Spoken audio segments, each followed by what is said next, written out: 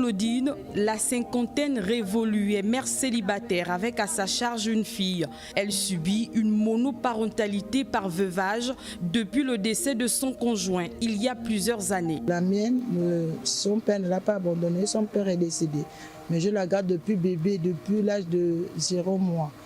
Donc c'est difficile, je peux dire que c'est pas facile. En même temps, il faut s'occuper de l'école. Raïssa également vit la même forme de monoparentalité. Bonjour maman. Tu as bien travaillé? Ça a été la journée? Elle est maman de 2 enfants, dont l'un, le garçon, est orphelin de père, mais cette dernière a choisi de vivre une monoparentalité par séparation avec le père de sa fille. Bon, les papas, comme d'habitude, ils se lavent toujours les mains. Bon, le père du garçon, il est décédé.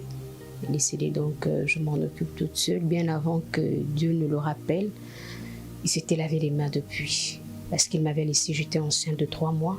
Et mon fils, il a aujourd'hui 18 ans. Donc, je me suis en occupée toute seule. J'ai pas un travail fixe. J'essaye de me battre comme les jeunes filles de maintenant. Sa petite sœur Tassiana, elle aussi, élève seule ses 2 enfants, n'étant plus en relation ni en contact avec le papa de ces derniers. Il me donne toujours des raisons banales. Parfois, il dit je vais faire de mon mieux.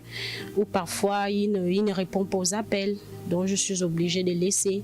Parfois, quand tu es assise, tu penses seulement à tes enfants.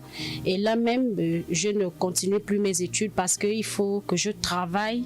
Il existe différents types de familles monoparentales que certains subissent sans pourtant en connaître la nature. Il y a notamment des familles monoparentales par séparation, par divorce, par choix, par isolement géographique ou social, entre autres. Au Gabon, le type le plus répandu est la matrifocale. Ici, il s'agit d'un enfant élevé par la mère ou la famille maternelle en raison de ces différentes séparations.